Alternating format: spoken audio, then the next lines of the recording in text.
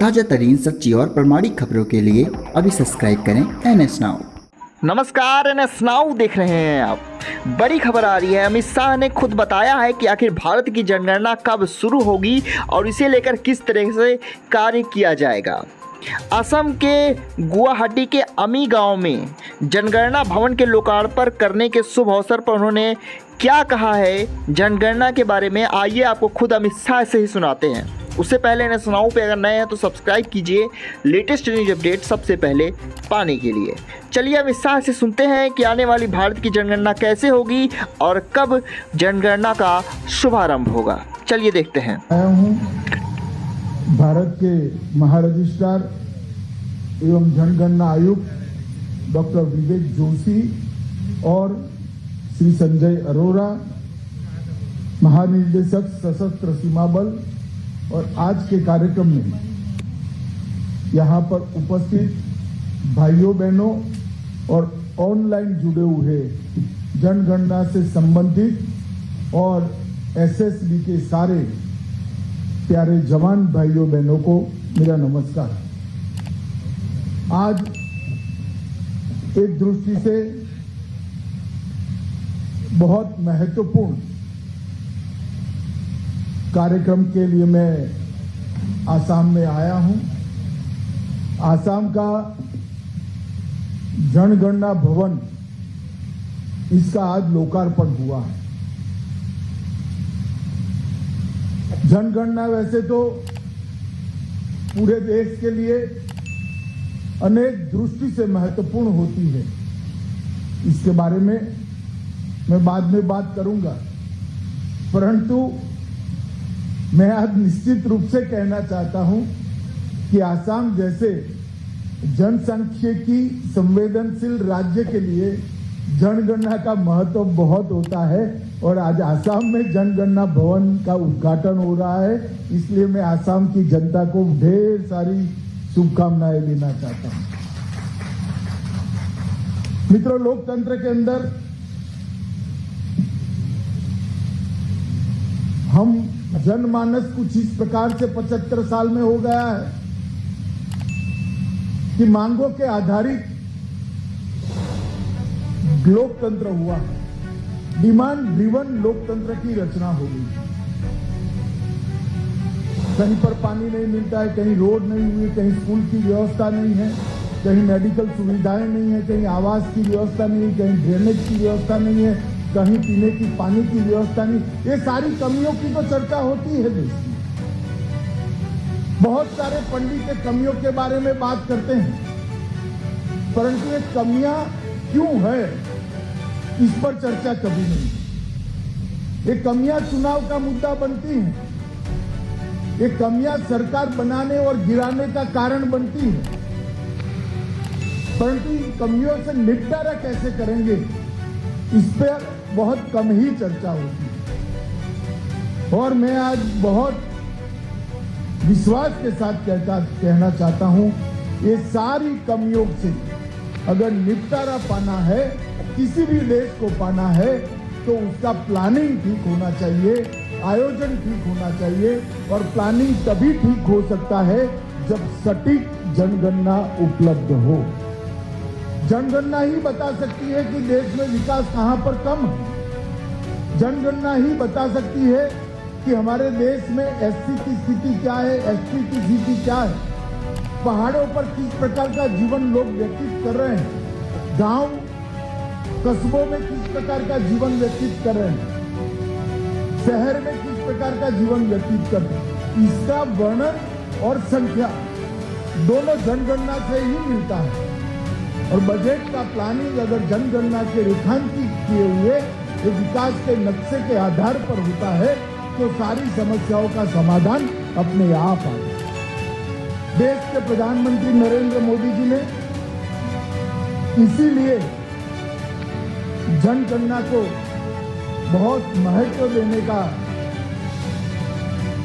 शुरू से ही उसको बहुत महत्व देने का निर्णय किया है। और अब गृह मंत्रालय ने तय किया है कि आधुनिक से आधुनिक तकनीक के आधार पर जनगणना को साइंटिफिक बनाया जाएगा, सटीक बनाया जाएगा, बहुआयामी बनाया जाएगा और उसके डेटा के विश्लेषण की सारी व्यवस्थाएं की जाएगी। और जनगणना को केवल जनसंख्या और जनसांख्यिकी के आंकड़ों के साथ नहीं, विकास के आयोजन का, विकास के प्लानिंग का आधार बनाने के लिए एक नई शुरुआत देश के प्रधानमंत्री नरेंद्र मोदी जी की शुरुआत में हुई, उनके नेतृत्व में हुई।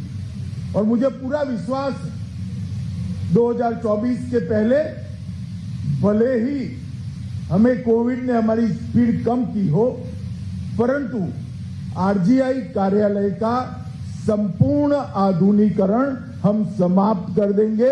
एक ऐसे सॉफ्टवेयर की निर्मित करेंगे जो अनेक प्रकार के काम एक साथ करेंगे। मैं आपको बताना चाहता हूं कि हमने जनगणना को बहुत हल्के से लिया।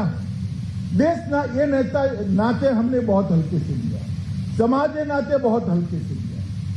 जनसांख्यिकी, जनगणना जनसांख्यिकी की तस्वीर हमारे सामने लाती, डेमोग्राफिक चेंज की तस्वीर हमारे सामने लाती, देश का आर्थिक विकास का नक्शा और आर्थिक विकास में पीछे पड़ गए भौगोलिक क्षेत्र और सामाजिक समूहों को इंगित करती है, बताती है।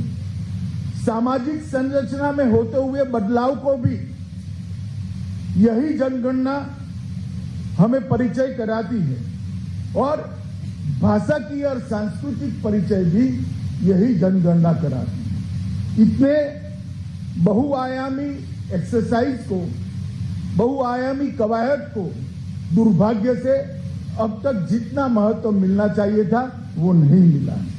और मैं बड़े विश्वास से हमेशा कहता हूं, विकास का खाका खींचना ये अच्छे जनगणना के रिपोर्ट के अलावे संभव ही नहीं है। और आप लोगों की रिस्पॉन्सिबिलिटी है, आप लोगों की जिम्मेदारी है कि ये देश विकास के रास्ते पर आगे चल पड़े। शायद और किसी ने जनगणना के साथ जुड़े हुए मेरे कर्मचारी अधिकारियों को महत्व न दिया हो, मगर मैं आपके काम की कठिनाइयों को जानता हूं।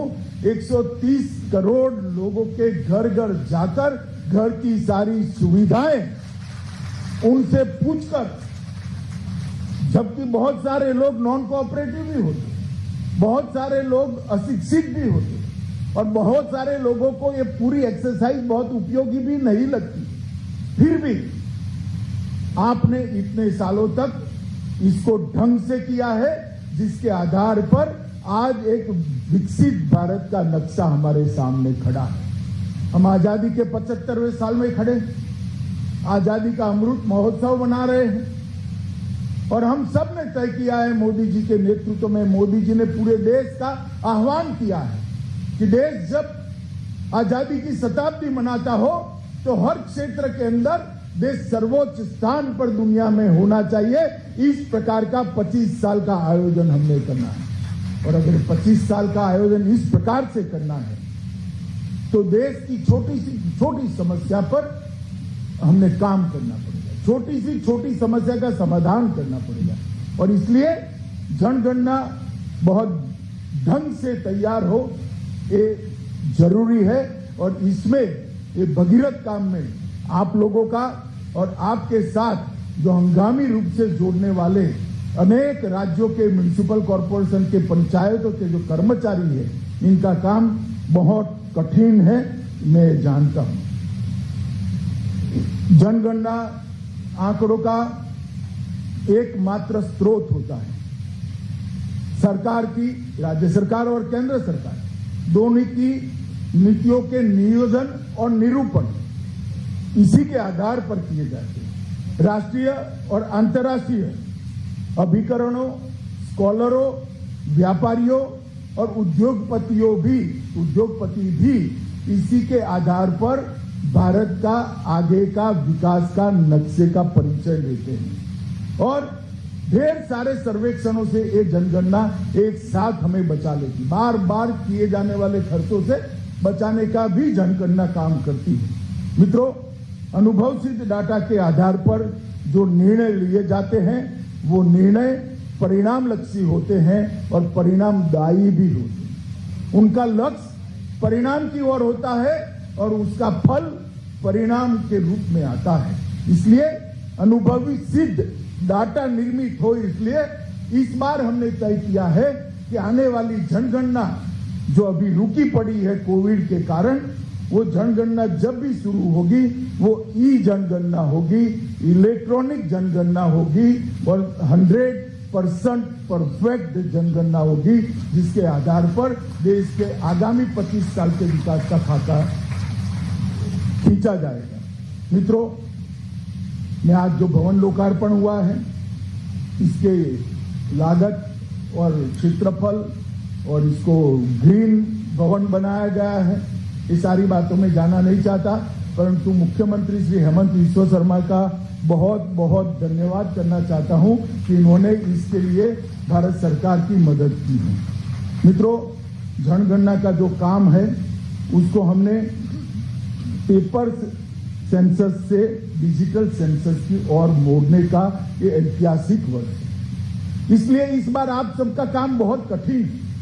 अगर ढंग से हम इसको सीख कर करेंगे तो सरल भी है, क्योंकि आज देश में 50% आबादी ऐसी है, एक बार उसके मोबाइल के अंदर आपने ये सॉफ्टवेयर डलवा दिया तो वो खुद भरकर आपको भेज देंगे, आपको वो टीडीएस काम करने की जरूरत नहीं पड़ेगी। और मैं इसकी शुरुआत करने वाला हूं।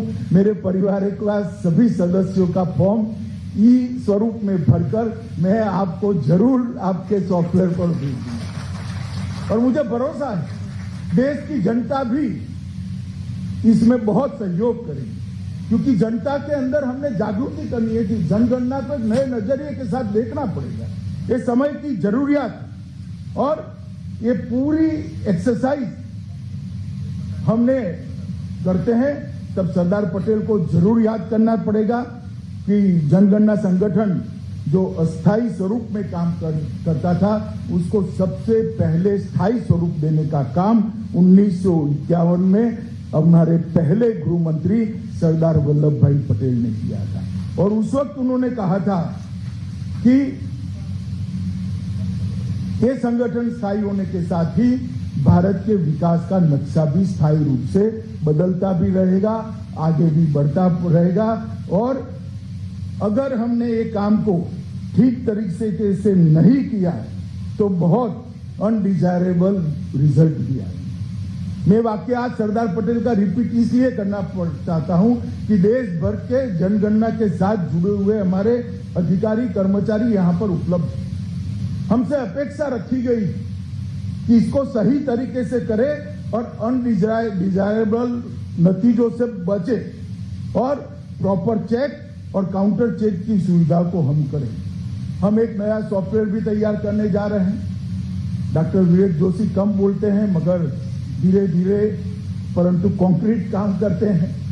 हमने इसके अंदर जन्म मृत्यु रजिस्टर को भी जोड़ने का प्रावधान किया है, लगभग जुड़ चुका है, मगर इसका उपयोग भी बहुआयामी उपयोग हम आने वाले दिनों में करने वाले हैं। जैसे जन्म होने के साथ ही बच्चे का बर्थ डेट के साथ ये जनगणना रजिस्टर के बैक इंफॉर्मेशन में आ जाएगा। 18 साल का होने के साथ ही जनगणना रजिस्ट्रार के कार्यालय से ही वो मतदाता सूची के अंदर मतदाता ए रूप में रजिस्टर हो जाएगा। मृत्यु होते ही जनगणना कार्यालय से मतदाता सूची से डिलीट हो जाएगा। आप घर बदलेंगे, नई रजिस्ट्री होगी, आप पर एक SMS आएगा, ये आपने रहने के लिए लिया है, आप वहां ट्रांसफर होने वाले हो, या आपने वैसे ही लिया है, कहोगे कि हम रहने के लिए लिया है, रहने के जाने के साथ ही यहां से मतदाता सूची में वो परिवर्तित अनेक प्रकार के काम इसके अंदर होने वाले हैं, जिससे सरकार के अनेक विभागों को एड्रेस चेंज की मुश्किल से बाहर निकल जाना पड़ेगा। और किसी ने पहले बर्थ रजिस्टर कराना है, फिर मतदाता सूची में नागरिक बनने के लिए जाना है, मृत्यु का दाखला लेना है, फिर डिलीट हो या न हो मतदान प्रतिशत नीचा रहता है, ऑटोमेटिक एडिशन और डिलीशन दोनों होंगे। ये मैं एक सरल उदाहरण के रूप में कहता हूं, परंतु अनेक प्रकार के इसके उपयोगों को हमने इसके आधार पर करने का निर्णय किया है। मित्रों, अब इसको इलेक्ट्रॉनिक स्वरूप से वेबसाइट पर भी रखा गया है। हमारा भाषा का मैपिंग भी आज इलेक्ट्रॉनिक और प्रिंटिंग दोनों स्वरूपों में देश के सामने रखा गया है। जो 2011 की जनगणना का है, इसको अब नियमित रूप से आगे भी रखा जाएगा, तो इस जनगणना का भी रखा जाएगा और अनेक प्रकार के कामों को हम इसके साथ जोड़ने वाले हैं। इसमें बहुत सारी जागरूकता की जरूरत है, मगर आप चिंता मत करिए। टेलीविजन चैनल्स, दूरदर्शन, बहुत सारे अखबारों को हम विनंती कर कर जागरूकता लाने के लिए इस बार प्रयास करने वाले हैं, क्योंकि डिजिटल जनगणना सफल होना देश के लिए बहुत जरूरी है। आपका जो ये प्रयास है सफल करने में ढेर सारे लोग आपका सहयोग करने वाले हैं। सिर्फ आप हिम्मत के साथ आगे बढ़िए तो अच्छे परिणाम आना निश्चित है। मित्रों, नागरिक पंजीकरण प्रणाली CRS को भी जैसा मैंने कहा 2024 तक हमने 100% रजिस्ट्रेशन का लक्ष्य रखा है। 2024 तक हर जन्म का रजिस्ट्रेशन होगा, हर मृत्यु का भी रजिस्ट्रेशन होगा और हर जन्म और हर मृत्यु का रजिस्ट्रेशन होने का मतलब है कि हमारी जनगणना ऑटोमेटिकली ही अपडेट हो जाएगी। मित्रों, भाषा एटलस का जो विमोचन किया है वो ढेर सारे सरकारी कामकाज के लिए और प्राइवेट कंपनियों के कामकाज के लिए, एडवर्टाइज का काम करने वाली कंपनियों के लिए, उद्योगों के लिए बहुत महत्वपूर्ण होने वाला है। एजुकेशन के साथ काम करने वाले लोगों के लिए भी ये बहुत उपयोगी होने चाहिए। भाषा एटलस सेकेंडरी लैंग्वेज कौन सी है वो बता देगा, तो एजुकेशन की प्राइवेट इंस्टीट्यूशन जो एजुकेशन की योजना बनाएगी उनको भी ये बहुत उपयोग में आने वाला है। और मैं मानता हूं कि नई वेबसाइट का जो हमने आज यहाँ पर लोकार्पण किया है, इससे देश में ढेर सारे उपयोगों के लिए जनगणना का डेटा और इसका डेटा एनालिसिस दोनों के काम में आएगा, तो उसका फायदा ही होने वाला है। आज SSB के भी अनेक विविध प्रकल्पों का यहाँ पर लोकार्पण किया गया है। देश के जनता के मन में SSB का शायद परिचय कंपैरेटिवली कम है।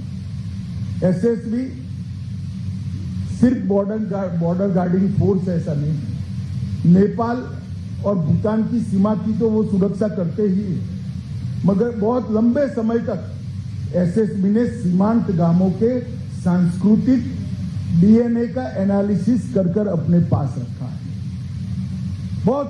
बहुत लंबे समय तक, और ये बहुत उपयोगी डेटा उनके पास पड़ा है।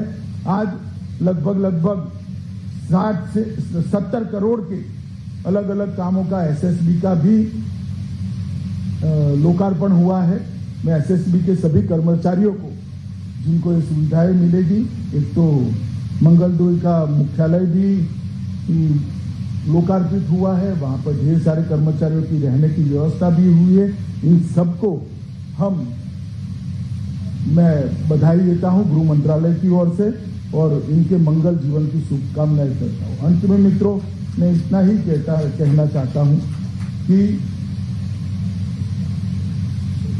नीचे से ऊपर तक का हमारा अप्रोच, बॉटम अप अप्रोच जो है, वो परिवार का वर्तमान आकार क्या है, परिवार की शिक्षा और रोजगारी की स्थिति क्या है, आबादी की अपेक्षित आयु, देश की एज क्या होगी और देश की एज के अनुरूप विकास का नक्शा कैसे होगा। जो बॉटम अप अप्रोच है, इससे इतनी चीजों का तय होगा।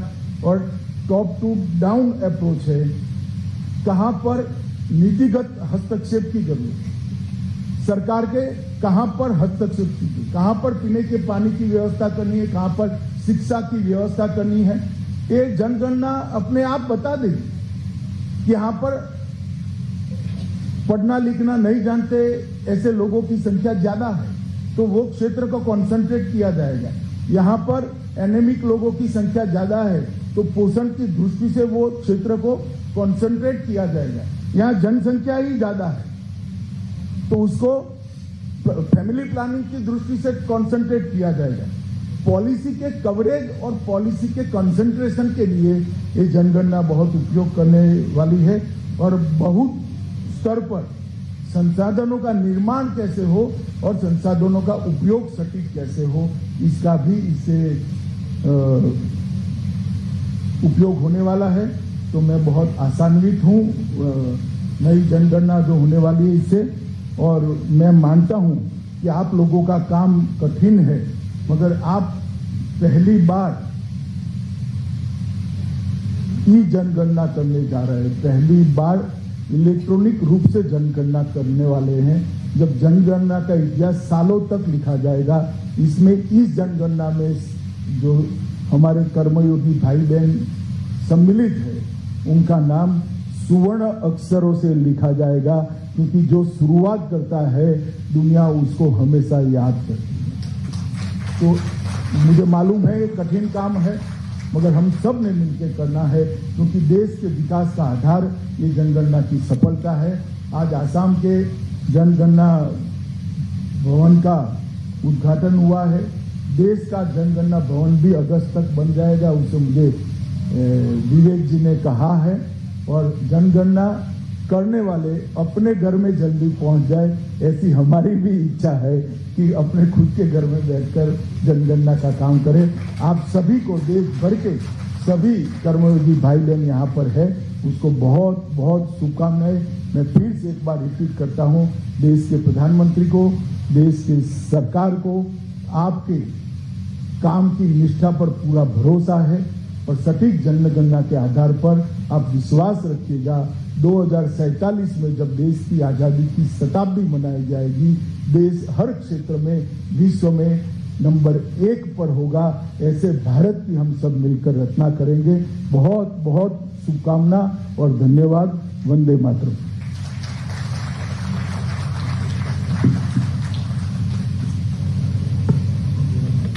महोदय, आपके उत्साहवर्धक एवं ज्ञानवर्धक उद्बोधन के लिए हार्दिक धन्यवाद। अब मैं भारत के महारजिस्ट्रार एवं